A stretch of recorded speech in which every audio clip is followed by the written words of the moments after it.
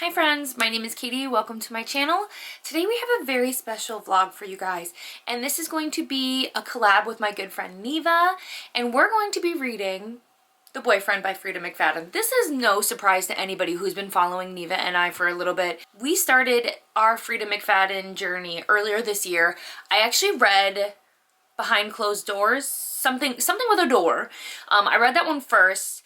And then Neva and I were talking and we decided to read the Housemaid series, and so we've read all of those up to date. We've read The Teacher, we've read The Inmate, and now we were this close to being like, we're done.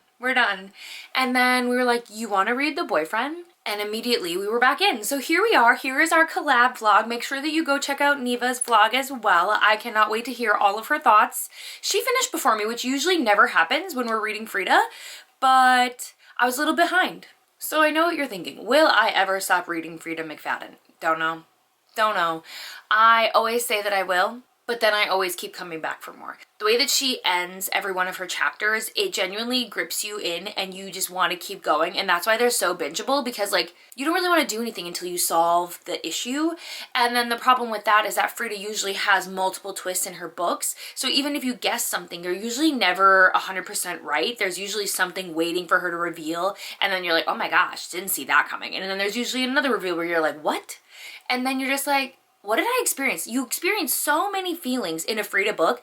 I think that's the addictive part. I think the adrenaline, I think the reveals are the part that make it so intriguing. And also just again, the fact that she's able to, in her writing, really grip you and be like, where is this going? And so unfortunately, they're so quick and easy. I don't know the answer. I don't know. If you've read Freida McFadden, let me know which is your favorite or least favorite in the comments below. Either is totally fine. And if you've read The Boyfriend, you can comment down below or feel free to message me. Let's chat about it. Let's talk. But please make sure that we do not put any spoilers in the comments, just to be respectful. So I actually already finished the book and I am here in the future, but I'm going to share my thoughts and share some clips of while I was reading, when I finished, my spoiler thoughts and all that, but this is going to be me cohesively sharing that information with you. So a lot of these are thoughts that I shared with Neva that I want to share with you as well, so you can really experience what it's like to buddy read with me. Some of them I cannot share until I get to a certain section of this vlog, because there is going to be a spoiler section.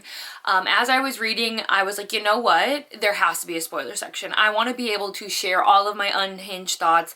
I want to be able to openly talk about this book and have a discussion with you guys, but that'll be labeled at the end. Do not worry. I will not spoil this book for you unless you decide to watch that part of the video. In this story, we're following Tom, and it's through dual timelines. So we are meeting him back when he's in high school, and then also in the present as well, when he meets Sydney, who is our other main character. And I was very confused because in the beginning of this book, and this is not a spoiler, in the beginning of this book, we're talking about Daisy, how in love he is with Daisy. And so I was like, why is Daisy not the other point of view? And I messaged Neva and I was like, not me thinking we would be getting the point of view of Daisy, but she's probably already... I definitely really liked the back and forth. It kept things interesting. However, there were definitely some times where we would go to the past and I'm like, can I stay in the present, please? Like, I want to know what's going on right now. Like, that's cool and that's great background information, but like things are really picking up over here. So when we meet Sydney, first, you know, obviously, like I said, there was the shock of the fact that she wasn't Daisy, but then I was like, maybe she could be Daisy. Maybe she is Daisy. Maybe she's in like witness protection. We don't know. We do know that Tom is a little unhinged. Tom is a little different.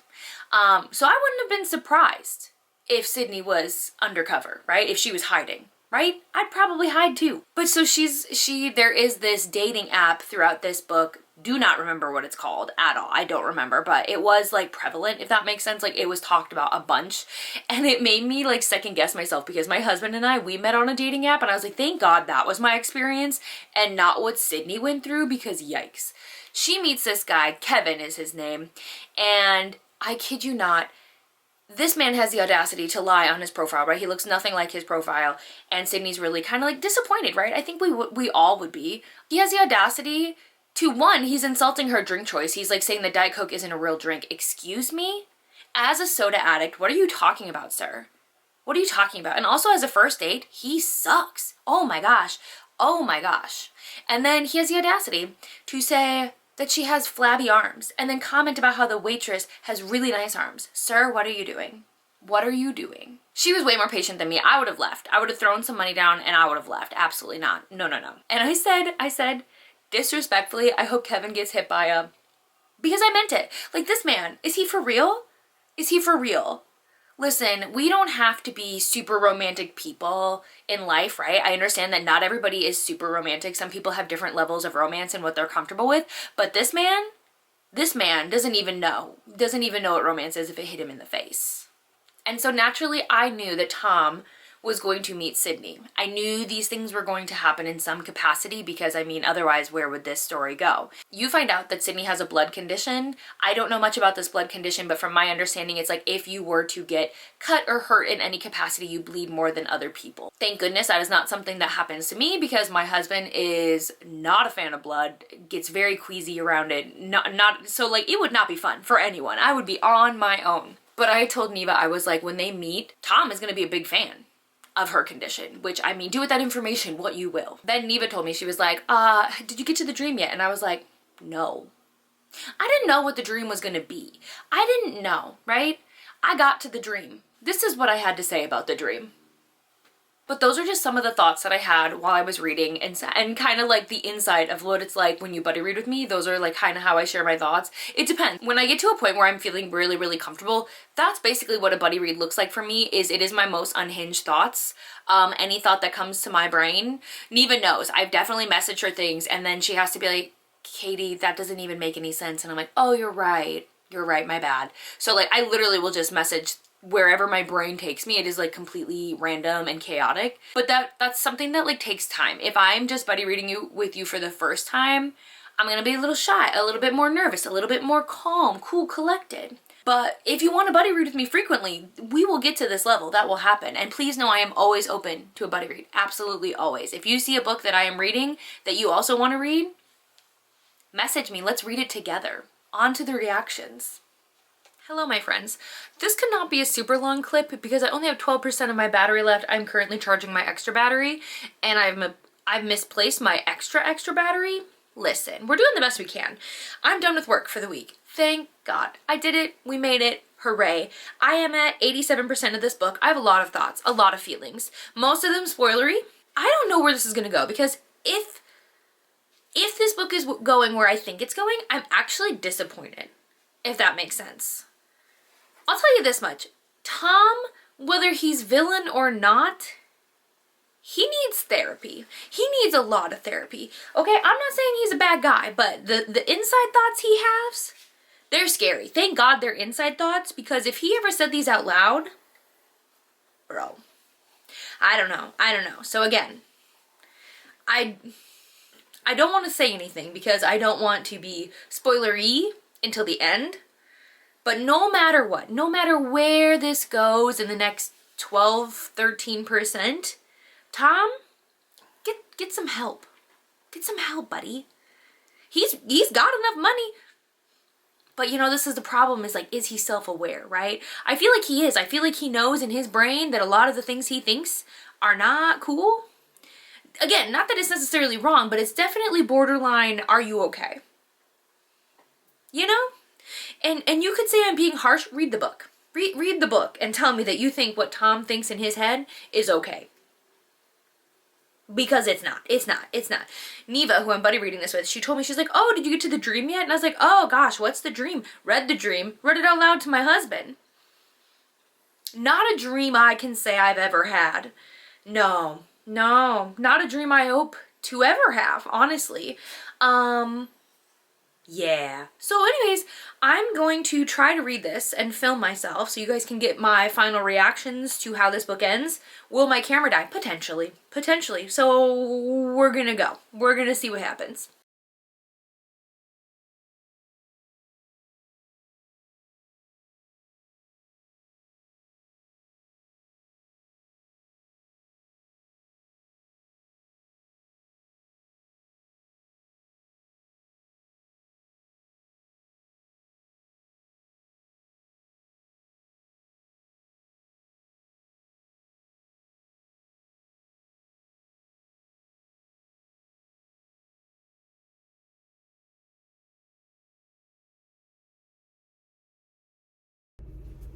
Hi friends, I'm here for hopefully the final update.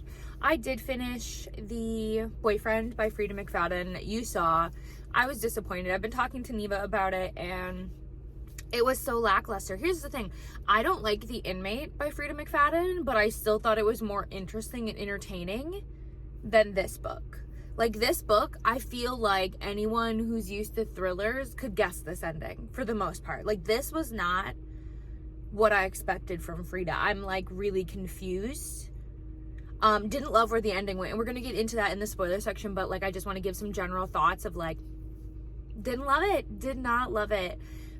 I don't even know what I would rate it. Like obviously The Inmate and the teacher are low for me because the teacher is very icky, and then the inmate was just like, what? But then this book is also like, wah wah. It's not good. I don't know how to describe it. Like it's not a bad book, I guess, but like in terms of like expectations, when I think of Freida, this book doesn't deliver. Yes, you want to turn the pages. Yes, you want to figure it out, but like the twists, where were they? I don't know. Maybe I'm too harsh. Maybe I expect too much from these books, but like, So that's unfortunately the end. It was a ride. Will I stop reading Freida books? Probably not. I keep coming back for more. So stay tuned. Which one should I read next? What Freida book should I read next? So we're going to enter the spoiler chat.